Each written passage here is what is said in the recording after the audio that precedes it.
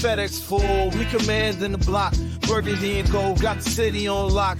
Hustling plays, they don't need to pretend. DC reppin' strong and we fight to the end. Commanders moving, no breaks, no pause. Hands in the dirt, respecting the call. K-Dot in the mid, dissect the grind. District divider with the city in mind. Trying to dance why, don't miss a bit. And you gotta spread the words, or shit is shit. K-Dot in the mid, dissect the grind. District divider with the city in mind. Trying to dance why, don't miss a bit. And you gotta spread the words, or shit is shit.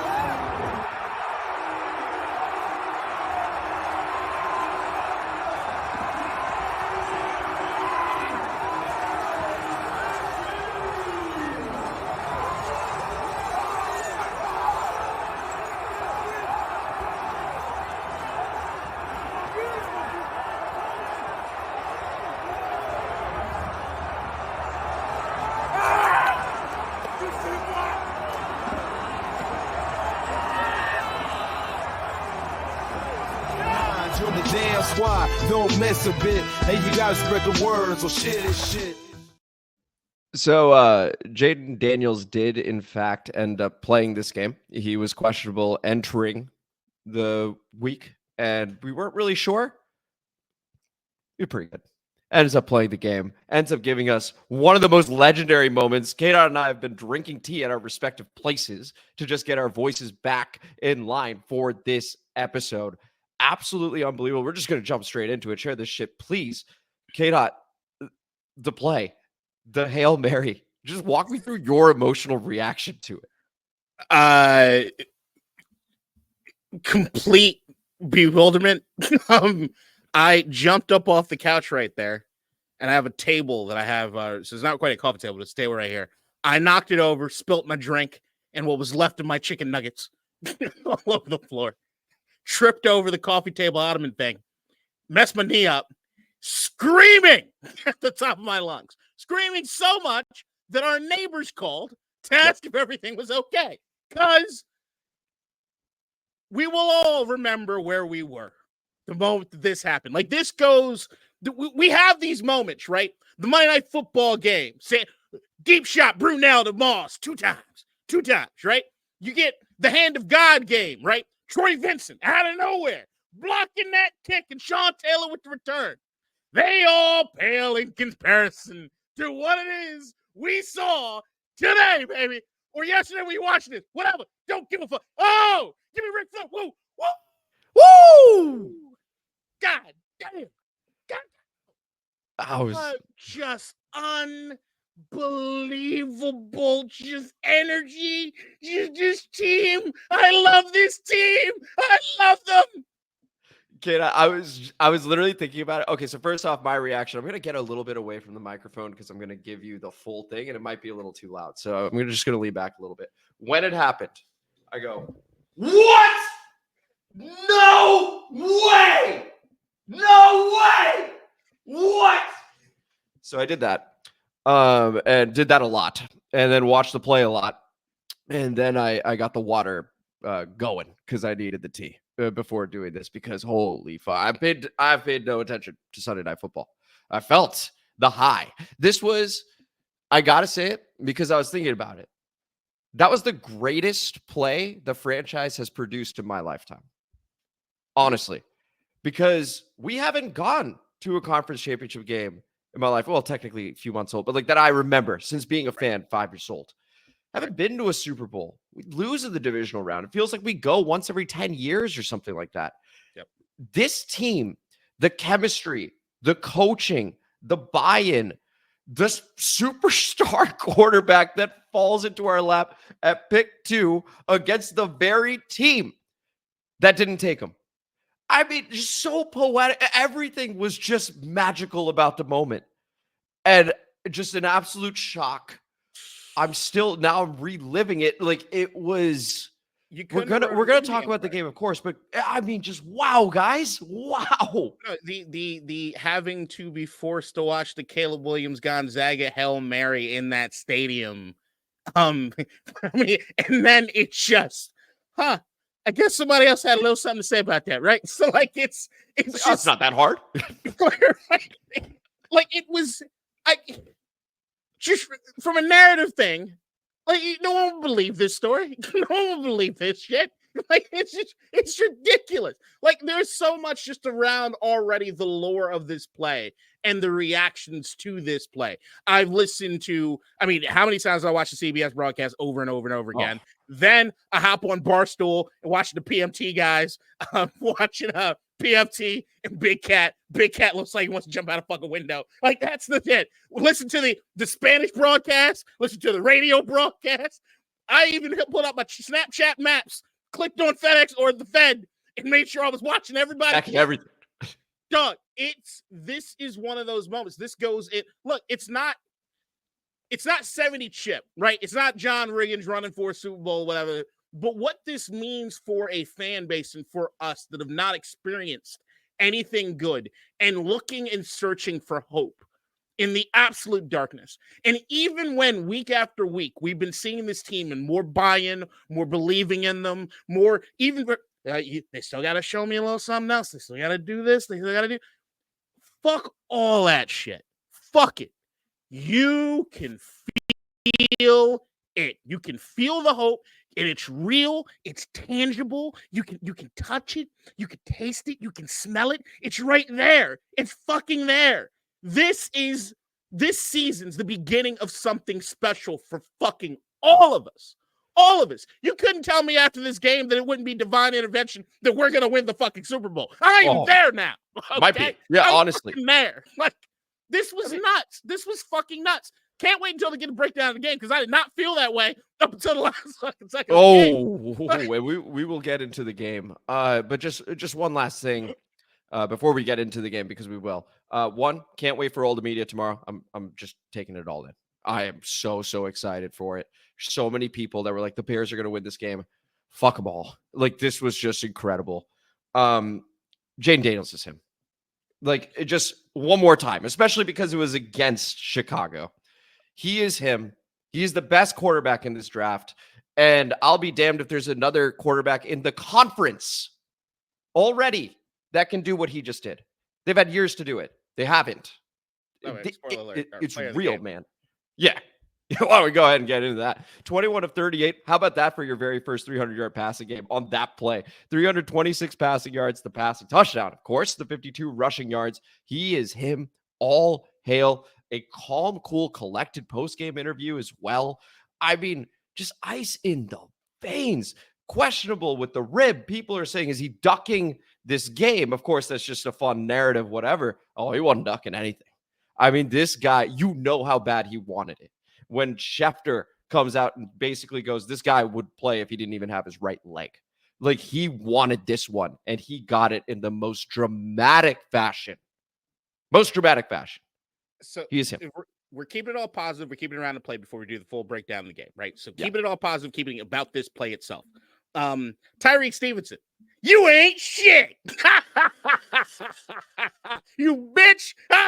He deserved it too, just karmically. This guy, the whole fucking game. Anyway, go ahead. Seeing the video start trickling out an hour after the game, where it's, oh, he was talking shit to the fans. Oh, that's why he wasn't shading Noah Brown, which was his responsibility. Oh, he's the one that tipped it up. To see Terry McLaurin in the game, and you can clearly, you ain't shit. Come on, it's gospel. All right, but this shit, Jayden Daniels going from, like, even during the broadcast, we're questioning. I know earlier in the game, I'm questioning, like, I think he came back too soon. Fuck. Like, he clearly rushed this thing. You start hearing Romo start talking about it, right? I don't know if he can get everything. I don't think he can get it all the way. They need to do that. Jim Nantz started throwing cold water on that. Well, we saw him throw 2 deep shots earlier. So I don't know, Romo. Romo maybe also doesn't know the rules. There was a defensive holding where Jayden runs for 15 yards, and he's like, oh, this is interesting. It's, 3rd 2, or do you accept this? Like, and then Nance goes, well, you could just add it to the end of the run, and that's what they did here. It's just what I tell you, like 2 weeks ago, the Nance and Romo not digging the team, but I will give credit where credit's due. Nance is all of that fucking in play. That spot. Yeah, Nance is always excellent in the clutch. Perfection. But just the lore of Jayden Daniels, your stepping stones as far as what you do to build a legend. Everybody has their moments, right? You go look at Lamar Jackson, he has moments. You look at Patrick Mahomes, he has moments. Shit, at one point up until that last play, it looked like we were going to be looking at this game as the Caleb Williams moments, right? Like as far as that the last drive, like it was going to be, all right, well, I guess that's the story for him. We're just a fucking footnote, motherfucker, and then completely rewrote it like that. That to me is just it. I don't think we can do justice to just how special what it is we saw. No, we cannot. And that's why you need to take in all the media you can today, guys, from all the different podcasts, because we're all going to attempt to explain it and we won't be able to do it justice. No one will be able to, but know what you felt and know that that was one of the most electric moments you may ever experience. I mean, it was from sports. It's just wow.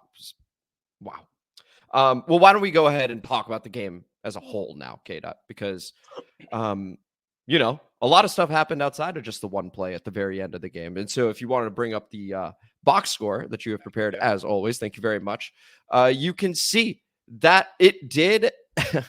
It felt like a very, very interesting game in that you could see from the total yards, nearly 500 yards. Now, you could take away 52 from the Hail Mary if you really want to. I wouldn't. That was an amazing play. So 481 over there compared to 307. The 8 penalties, the 1 turnover for Chicago, the time of possession, we get the slight edge over there. So when we look at all that, and the passing yards versus the rushing yards for Chicago, 111 to 196. And yeah, that's perfect, K-Dot. Thank you very much. Like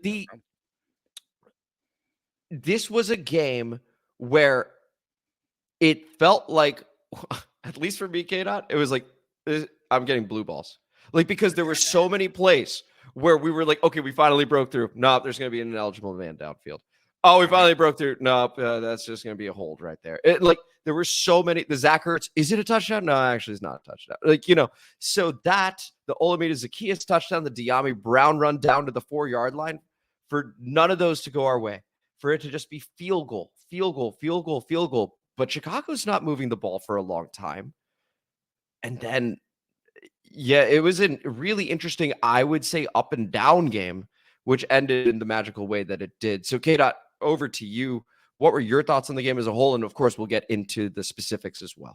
So early on, very, very early on in the game, where Chicago, they start out with the 3-and-out, right? So we get the ball on the punt return, and Zaccheaus fumbles.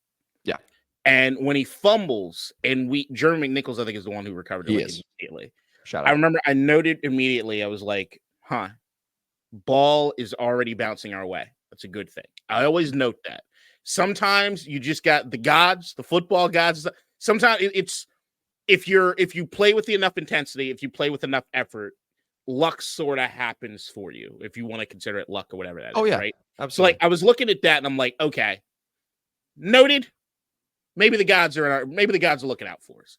And then it was a lot of like, okay, shit, this is the Austin Seibert. This is reminding me of that Giants game. This is like, this is gonna be one of those bullshit games, right? Like, we're not putting them away. Like, we have it right now that we could put them away, and we refuse to put them away. And every time Chicago would do something stupid, do play calling, the turn, whatever, you'd be like, they are trying to give it to you. Take it from them. Just take it from them. Now with that, it comes a lot of nuance, right? I'd mainly say that offensively, like just fucking win, just take care of it. And trust me, I was second guessing a lot of shit. I was like, all right, at least they're kind of sticking with the run. But through a lot of that game, even through the play calling, I'd actually look at Cliff Kingsbury and everybody and say that, like, I can't wait to watch the All 22, because at least when I was watching, I was like, this might be the worst game, and I think Cliff is called. In the sense of what it is that felt like to me, they were really, truly relying on Jayden to make plays. And to me, it's like, that hasn't been what the offense has been when it's at its peak. It's like the offense works, and then Jayden elevates it to a whole other level. It felt very, very like reliant on Jayden. I don't know if that's what Chicago's defense was doing. They kept us one-dimensional. I'm not sure yet. But also during it... Go ahead. No, you go ahead. Please continue. But I would also say that, like, during the game, the one thing that I just kept going back to was, like, even though Chicago was doing boneheaded things, I was like, yo, it's defense. It's Defense might have arrived. Now I get it. Same thing we said in the pregame. Caleb Williams, rookie quarterback, but we also know homecoming game. He's the prodigal son, right? He's supposed to be the dude. So how does that balance out? Like early on in the game, Jayden's not looking good as far as the way he was throwing the ball. Caleb absolutely did not look good in the way that he was throwing the football. And it was just going to be like, all right, I remember saying in the pregame, it's going to be one of those sloppy games, and it felt like it offensively for both teams. But defensively for us, we had guys that really took care of it. I would say that, like, Luvu is just, dude's a dog, man. I don't know if did you see the pregame with him and Wags? No, I didn't end up seeing that. You got to check that out. It was they're just talking about like how it is that they operate, and then they were going through the haka that Luvu does, and Got he it. taught him the steps of how to do the haka. But it's fucking legit. Forbes, I had a lot of criticisms for as I was watching the game. There's one play in particular where it looks as though he's afraid to tackle DeAndre Swift. I know DeAndre like does this cut back thing, but he just kind of like look like a matador. And I was like, don't love that. And then I rarely saw Forbes all that much. I don't know if he stopped playing as much. I wasn't really paying attention. But then it was like I saw physicality from everybody else. It was like, okay, here we fucking go. So it was like if there was one thing that I was looking at as a positive, was like, all right, the defense has gotten better. Cool. But offensively, it's like, as you said, blue balls. I was like, we cannot be in these fucking games relying on Austin Seibert. God bless his soul. Who's been great for us, even with that duck that he fucking he came. Yeah, any golfer. They actually said that very well on the broadcast. Any golfer can relate to what just occurred there. Almost never see it with the kicker though. So that was interesting. It was rough. But Benjamin St. Juste, his tackling, fourth down stop. The fourth down stop was like legit. Just holding on for the reinforcements to get there, not letting go for Luvu to come and clean it up. It was like, okay, that felt like this was going to be the feather in the hat that I was going to be okay with. Everything else offensively up until that final play was, what's going on with Jayden? He doesn't look anywhere near as comfortable as he typically does. Is the injury still a lingering thing? What's going on as far as that goes? What's going on as far as the play calling compared to what it is that's happening on the defense? Why aren't we finishing these fucking plays? I know that Chicago's red zone, both offensively and defensively, are pretty good compared to the rest of the fucking league. But we looked completely incompetent at times in the red zone, and then constantly shooting ourselves in the foot. The ineligible lineman downfield, I like the next time I fucking see that, I might break something. Right. It's a risk with the RPO. So there's a lot there, K-Dot. So one, let me start on the defense. Shout out to them. I think they played an excellent game. I know the fourth quarter, it started to crack a little bit, and that's where we get into the offense. And we talk about complementary football on this podcast all the time. If you are not supporting the other unit is susceptible to falling apart. And that's what we began to see, is that this defense, I believe the stat is, it's the first time in back-to-back games we've held the opponent to 0 points in the first half since 1997. It is possible that this defense has, in fact, turned a corner. We were talking about confidence and how important that is for a defense. Caleb Williams, 10 of 24, 131 yards. They did great. DeAndre Swift's numbers end up inflating. He gets the 56-yard touchdown run, 18 carries, 129 yards, and the touchdown. Overall, I thought they did a good job on him, but you could see them breaking down as the game progressed. They needed help from the offense. That's the interesting part to me, K-Dot. I don't know that Chicago, and maybe this is homerism here, I didn't think they did a whole lot to stop us. A lot of it felt similar to the Giants game. We get in the red zone, penalty. We end up scoring a touchdown, penalty. We end up having a big play, penalty. That's what it felt like to me. When I saw Jayden play, I actually felt good about him. I was like, all right, cool. He's doing well, and hats off to the defense, because I think coverage-wise, and they would even show the behind the QB angle, looks pretty covered. There were a couple moments where we had drops. Noah Brown, legend now, but dropped one. We had Terry McLaurin, who normally, it was a bit high, but he normally catches that ball on the, in the sidelines. So to me, I was like, Jayden, considering the rib thing, I think looks quite good. Does he look 100? No, not look 100, but he looks close enough that I'm very, very thankful he's playing. For me on offense, that's the blue ball thing, was much more the, God, we cannot stop shooting ourselves in the foot. That was the feeling that I got with those penalties, because those were back-breaking penalties. Oh no, there's no arguing that. Like the aspect that we did ourselves no favors offensively is absolutely tried and true.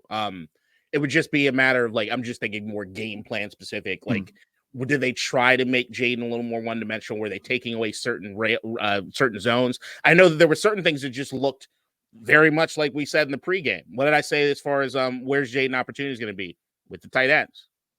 That was there. It was there for him, right? The game plan was to make sure you run the fucking football.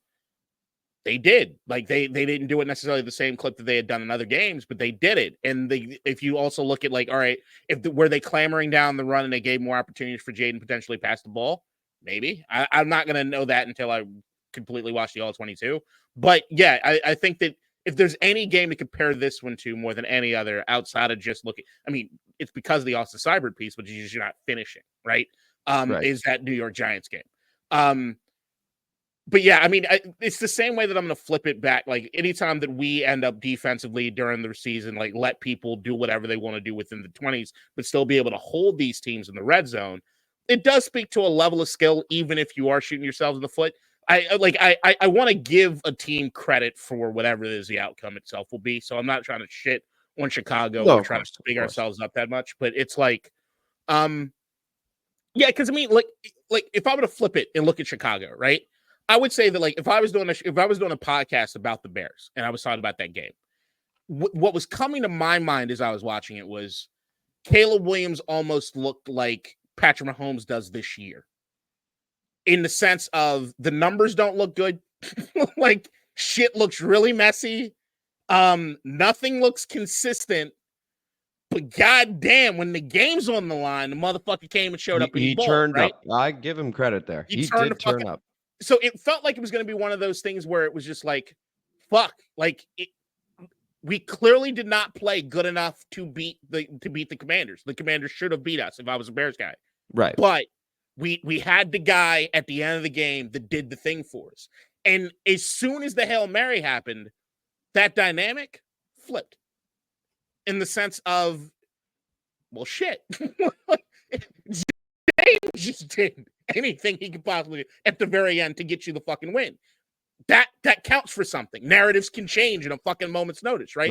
So, like, I think that's the grand takeaway. I can't wait to watch the All-22, especially when us defensively. I'm excited to watch this one. Compared to, like, the last few games. It's either depressing or just shit football. But no, this is definitely something that we can hang our hats on. I love the fact I did see somebody, even though I think this is one of the dumbest. I don't know. You're a numbers guy, but I will tell you, there's nothing that makes me more annoyed than win probability. Oh, I don't listen to it. Just to be clear, I'm a numbers guy, but I got some nuance to my takes. Just to be clear, so it's like, who the fuck uses it? Like, what does that do? Like, but I will say failure and disappointment is what it does. But every once in a while, you just have that where I'm just like, yeah, fuck you guys. You remember the Chicago Bears had a 97.9% win probability. We turned that shit up. Like, I love that fucking. Like, this was just unbelievable. This is. But I would tell you that, like, I hope the energy from this is the takeaway. Is the major takeaway for the team. I want to keep this good thing going, right? Energy means a lot. Vibes mean a ton. I love the psychology of players and stuff like that. But schematically, offensively, and mistake made and stuff like that, Dan Quinn and those guys got to really drill it in, clean it up. You got to clean it up. There's no excuse for the way that the self-inflicted wounds that almost cost us the game. It took something out of what felt like a movie to win it. Yes. Completely unnecessary. I completely agree with you there, K-Dot. I also want to give the team credit for the prior games leading into this, outside of the Giants one, of course. I think they have been very good from a penalty perspective. I think they have been good from a discipline perspective. But that's now 2 games, right? Where you've shot yourself in the foot over and over, specifically in the red zone or specifically on big plays. You can't have it. But now we know this team has it in them to be able to do that, which is scary, right? Because now 6-2, if you look at our schedule and want to project, it looks like playoffs are there, right, for this team. Could that? Yeah, there you go. Perfect. I mean, if you just look at the next couple here at Giants versus Steelers, with the way the team's going, they could win both. They could split them. But like, you don't envision going 0-2 there. And then that huge game with Philadelphia comes up. And that's a Thursday night game. And Philadelphia looks like they've turned their season around a little bit. But after that, you got Cowboys. We'll see how they look. The Titans, bye week Saints. Like, there is real opportunity here for this team. But to K-Dot's point, they have to clean this up, because you cannot go into a playoff game or any of those games that are going to be meaningful. Even at the current record, you can lose 4 in a row and you're still 6-6. That's a meaningful game. You can't have these types of mistakes moving forward. I do believe in the coaching staff, K-Dot. I told you this win is for the culture. I do believe that the culture is set and that it is going to get better. But man, it did rear its ugly head, that sort of Giants-esque game this time around. So just to your point. Yeah. But I do hope it gets cleaned up. This would be one of those things where if I'm coaching or I'm on the coaching staff or I got to talk to this team, I'm going to say, and I do it for both locker rooms, you didn't deserve this one. Like, up until the last minute of the game, neither team deserved this one. Not until that final drive from Chicago, and not until Washington sets themselves up for the Hail Mary. Neither of you deserve this one. You tried to cough it up to the other fucking team. You deserved probably a tie on this one more than any other thing. Yeah. Earn this shit. You got the mentality. And look, FedEx Field looks like a legit home field advantage now. We knew it could get there. We know it's still not the greatest stadium. They're working on it, but the fan base, when they're excited, ain't nothing fucking like it. And I know that there was a lot of talk about, there was a lot of Bears fans that no motherfuckers got drowned out. That was a good. So you got all these things working for you. And the other piece that I know is something that you mentioned when we talked about like trade deadline of the future, because I think we're here now is we can start looking towards that shit. The amount of players across the league that were watching that game that then posted something on their Instagrams or were posted something on fucking Twitter, and what the conversation is going to be tomorrow and the next day or whatever about what's happened, unless Stevenson sort of steals a lot of it because of his stupidity. Sure. Which I think he's going to steal some of it. He will. It's fine. We'll get enough. Right. But I think there's something too when you got players that might talk to their agent, yo, Washington got a lot of cap space, right? Like, can I go there? Like, what are they offering? Oh, they're not offering as much as the Patriots are offering. I think I want to go there though. Like, I think that we're becoming that team, that exciting. Yo, I want to be a part of whatever it is that they're doing. Yep. Like that to me is like,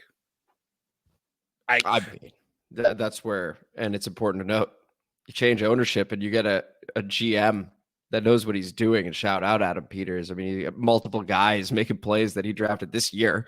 Like, it can change everything. And looking forward, I am excited for that. And looking forward, Kate, one question before we get to the comment mailbag, because I think we have exhausted the game to an extent, but this defense, right? So I would classify this as a good game for the defense. Do you think that they have turned a corner? Because the last few games, they have played really well. Do you think they've turned a corner here? So I would put it to you this way.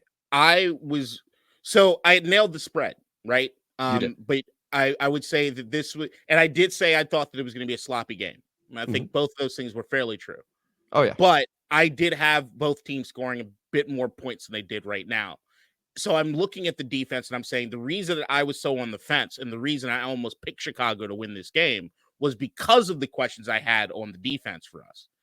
They answered a lot of them. And I've been asking the defense to answer questions week after week after week. It's the only reason I've been on the fence about giving them a win sometimes. Or like the thing that's in the back of my mind, man, can that defense really stop them? Funny, because the reason I gave us the win was because of the defense. Right. Going against a rookie quarterback, I was like, I actually do believe in these guys already. No, I think we're good. But my thing was like, if I'm looking at the two best performances you probably put up were against the Cleveland Browns and the Carolina Panthers, both teams that I think are absolute dog shit. Not the Browns anymore because they made the switch. They were forced to make the switch. I needed them to prove something. Because when the big teams they had to play, Baltimore scored like fucking crazy. Cincinnati scored like fucking crazy. So I've been looking for these benchmarks and knowing like, hey, it's a new guy, it's a new system. They got a lot of new guys. They're dealing with injuries. They're doing this, that, and the other. Like, how are we gonna get there? I feel supremely confident in the defense compared to what it is I felt 7 days ago. It feels as though what I saw in the domination of the Cleveland Browns and the domination of the Carolina Panthers were indicative of not only are those teams bad, but we took care of fucking business when it came to that too. And now that you have teams that are getting better necessarily offensively, I feel good about that because I actually feel as though this defense is getting better and it is getting better at a higher clip than they weren't. And also major shout out to Newton. Somebody, I know it was posed on Twitter. I saw nobody really wants to have this conversation full tilt, but defensive line did kind of look better without John. I'm not ready to talk about it. I know, I'm not quite there, but I got to give Newton credit. That motherfucker showed up, man. He was my favorite draft pick outside of Jayden. This guy's a game wrecker. They need throw to Luke more, man. Y'all gotta throw to Luke. Y'all gotta throw to Luke more, man. He looks good. Like, did you see that one cat? I was like, God damn. Oh my gosh. Yeah. The one where Jayden, by the way, was like getting crushed, and he still. I was like, yo, if that is a touchdown, and that would have been early on too. It's like, oh, yep. Start running up that scoreboard because it's that kind of day. That would have been an incredible touchdown catch. Dude, look, man, good fucking win. I feel excited about the rest of the schedule. I also just I know that everybody's been trying to make it a fucking rivalry or bullshit, but I will say I saw some shit from Caleb Williams that made me feel as though Chicago, if they get the coaching figured out, they're in a good situation. I don't understand what that fucking play call was at the goal line. Like I said, they did everything they possibly could. I'm very thankful for it, but they coughed that bitch up. Like, I don't know what y'all doing. Yeah. So Caleb, I didn't see a whole lot. Like, I think it was much more just the defense was getting fatigued. The run game was working and stuff like that. He made a couple plays for sure.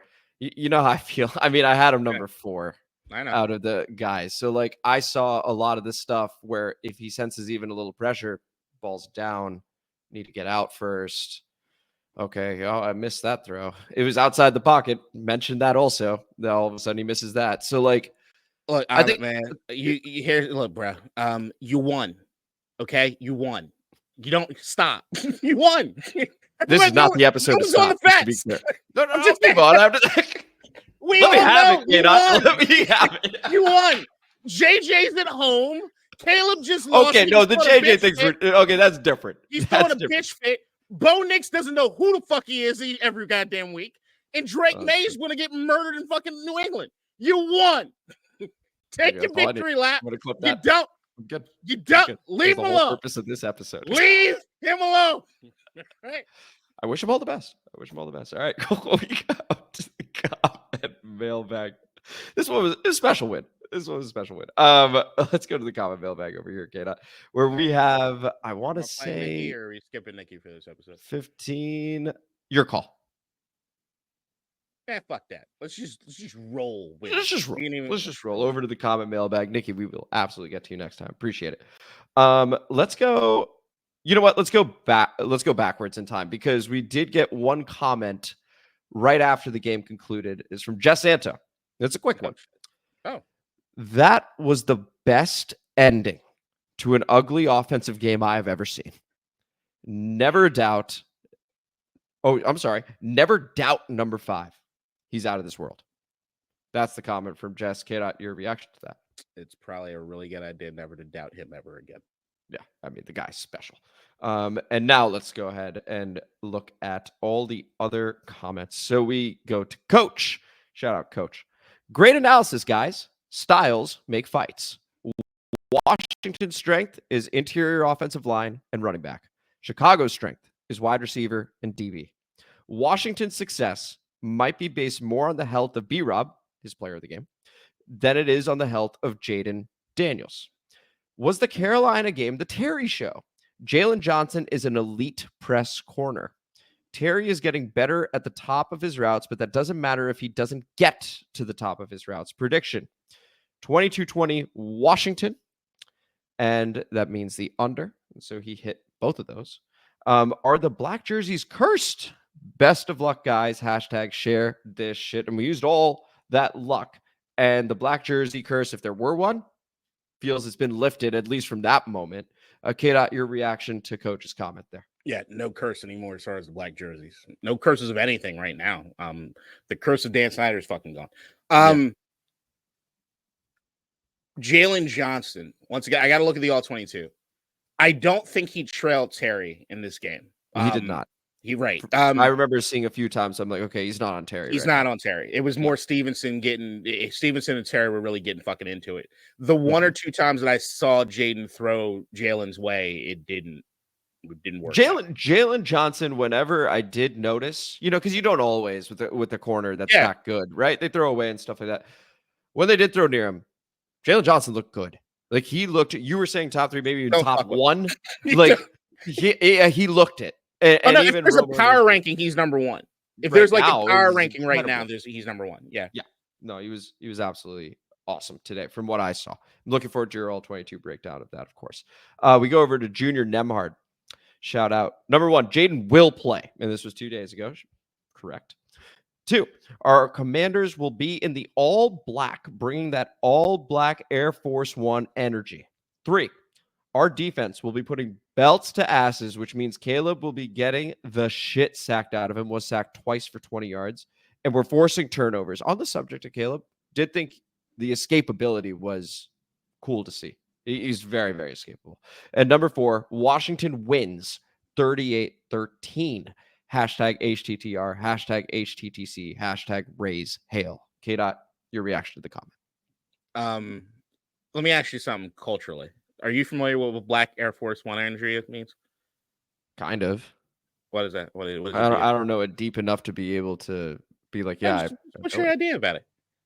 My understanding of Black Air Force One energy. I don't know.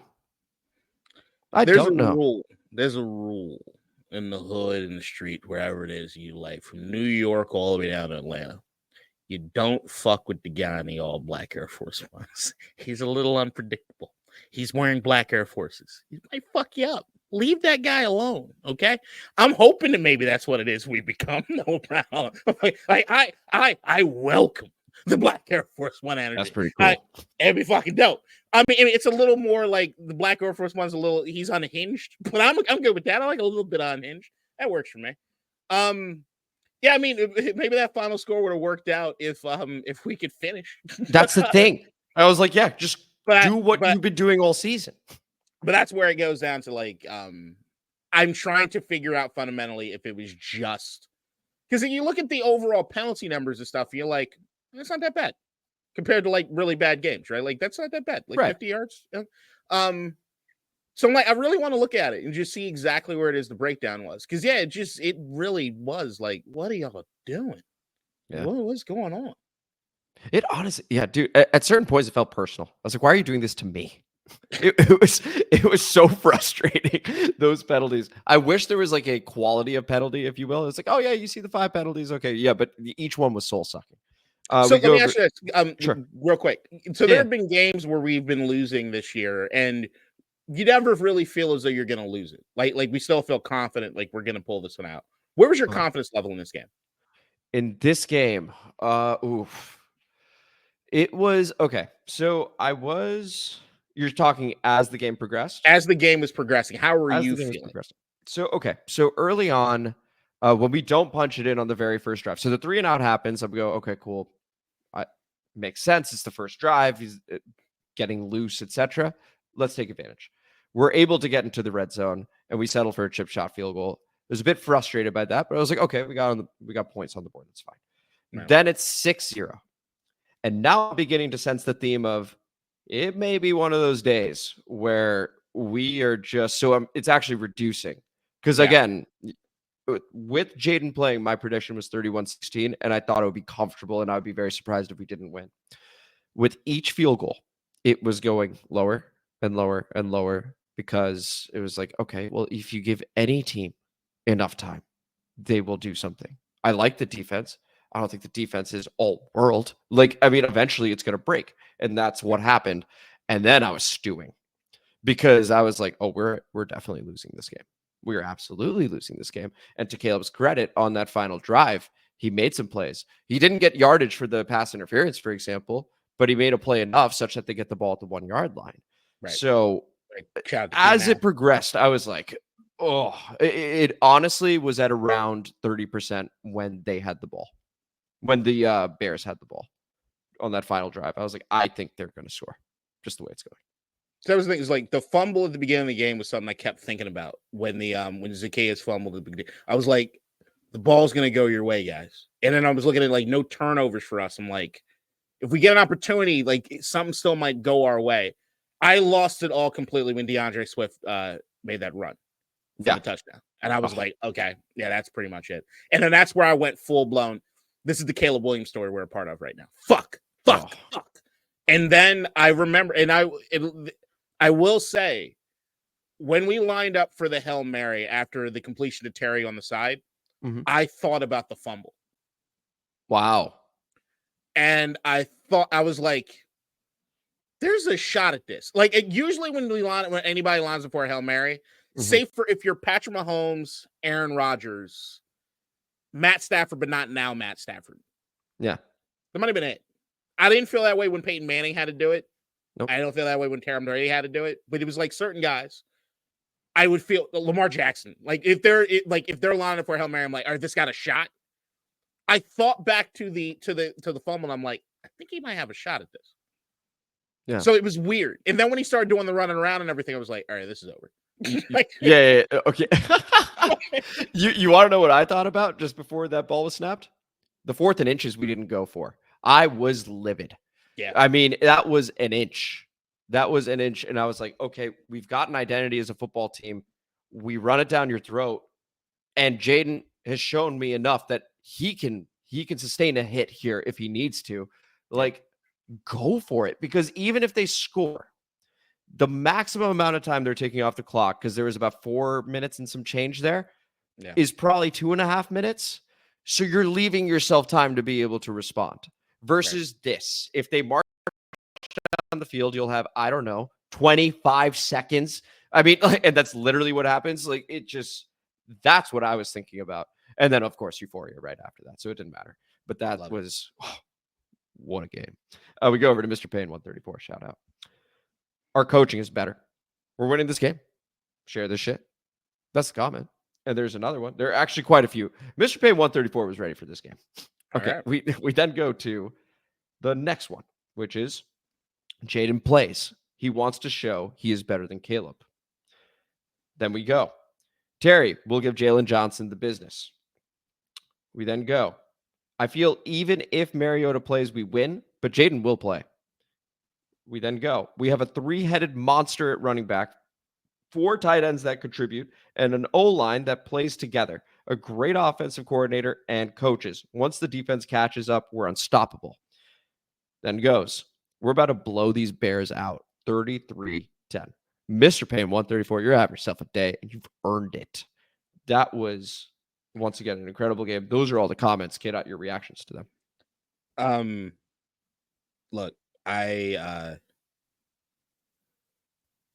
feel very high off of what happened with the outcome of this game and the legendary feeling I feel and the high euphoria that I was feeling afterwards. I'm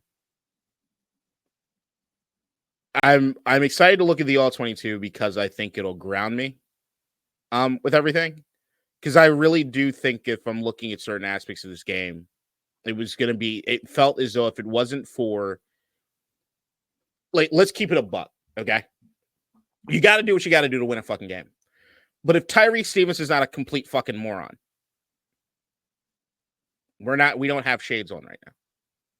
Right? Yeah, so, that's probably true. Did we have ample opportunity in that game to score and we didn't do it? Right? Did the defense make inroads? Yeah. Did Caleb Williams throughout majority of that game just not look fucking good? Yeah. Like, there are a lot of things that afterward, if it wasn't for a few really, really, I'm not going to call lucky, but really, really statistically improbable things to happen. We don't have shades on. We don't have an all-time moment. And that's the way the game works, right? It's fucking football. But I'm not leaving here thinking we're stomping mud holes in motherfuckers' asses because we didn't do that today. But what I will say is you have a team that's scrappy as fuck that'll show you maximum effort every fucking time they go. And that, to me, looking at these teams that we've had in the past, means the absolute world to me. When you got dudes that might be in the locker room just looking for paychecks, the only reason they fucking came to Washington, I don't worry about that right now. The guys taking fucking plays off, I'm not worried about that now. Why the Emmanuel Forbes play stand out so much to me? Because he looks so unlike anyone else that I was seeing on the fucking field when it came to it. That's the kind of shit that we're leaning into. These are good things. The good teams learn how to fucking do when they do it consistently. But there's no doubt whatsoever that there's still a lot of room for growth for this particular team before we could say that we're stomping mud holes in everybody's ass. Do I think that we could beat any team in the league? Yes, I do. I actually do. But if you were to put a gun to my head and say, are we making the Super? Can we beat Patrick Mahomes in Kansas City in a Super Bowl? I'm not taking that money. I'm putting money on that. No, maybe the of course. fan in me might do that, but so I just want us to be humble. We don't need to be the asshole fans here, okay? We're not Cowboys fans. We're not anybody else. Keep it humble. We are way ahead of schedule. No, I'm giving Mr. Payne 134 a pass here. Listen, this game was emotionally charged. Let's also keep it a buck. And this was important to people. Is this all prior to the game, though? Yeah. Okay. I'm just... Yeah. Oh, so every single comment is prior to the game with the exception of the Just Santo one we read at the very beginning. Okay.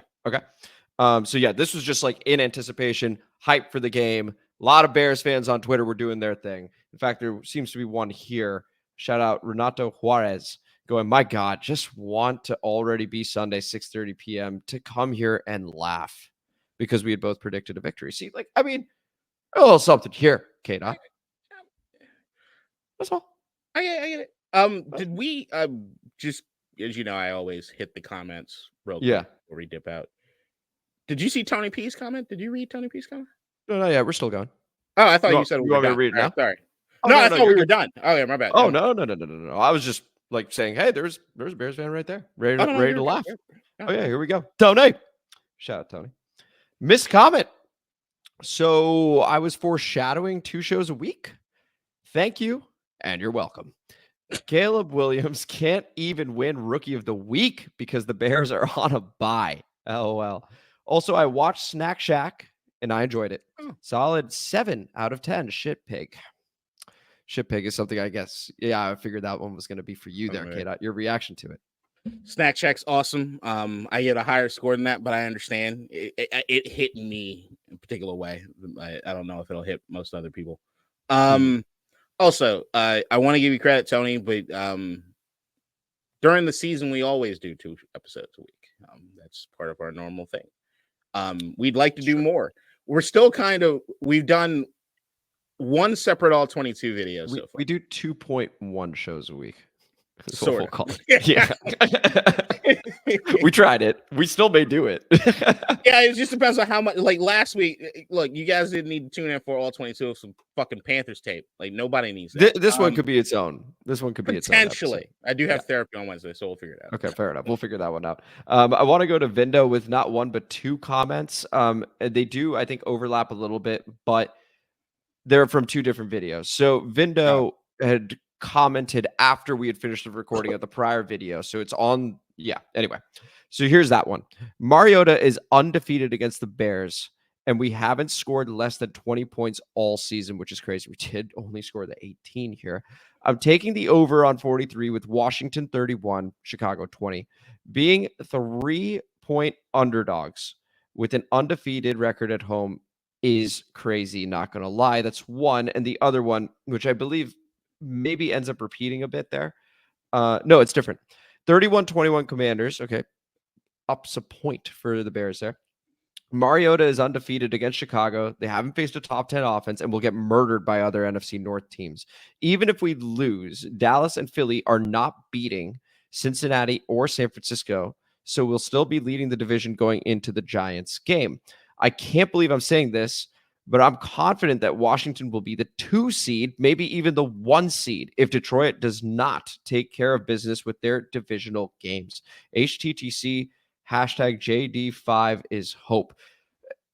It's an interesting conversation that I feel as a fan you're absolutely allowed to have, and is an exciting one. K-Dot, your reaction to the comment must be said.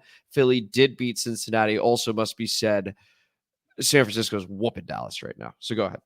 San Francisco's whooping Dallas. Detroit took care of business. Green Bay struggled against the fucking Jags, but shout out to Malik Willis to get it fucking done at the end. Yeah, the Bears lost, and then knowing like how many more games they have within the division, that could potentially be rough for them. And I look back at what I thought at the beginning of the season, which I just don't think their coaching is up to snuff. I really I agree. I don't think their coaching is very good.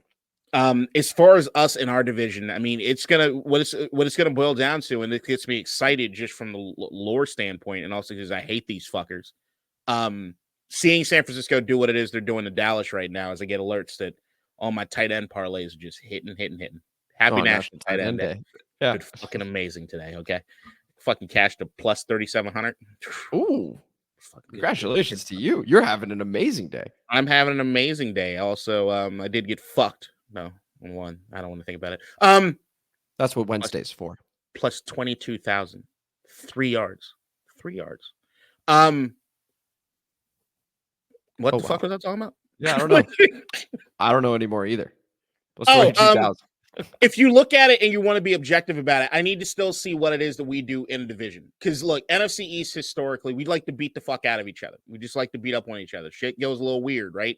Even the Giants team that we thought we were going to fucking crush, it came down to fucking field goals. We don't know. So, is there a possibility we're looking at the second seed? Yeah, just from a mathematical standpoint and looking at the rest of the season, regular rest of the schedule, absolutely. But I really want to see what it is we do in that doubt. When we got to face Dallas, we got to face Dallas. We got to face Philly.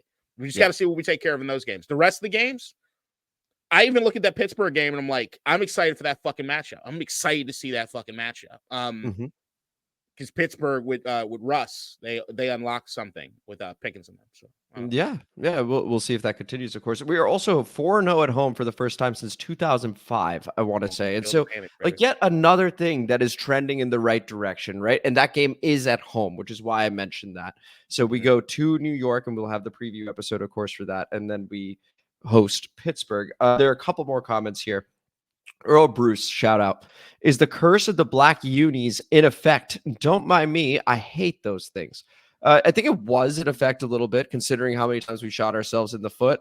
And then it was immediately lifted in that unbelievable, legendary, forever replaying moment where Jayden Daniels proved he was him.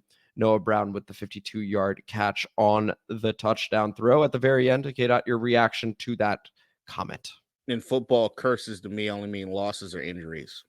We had neither of those happen this fucking game. So fuck. Well, we did lose Cornelius Lucas. And so we were down to Trent Scott. At one point, Wiley was hurt. He came back in, though. But point taken.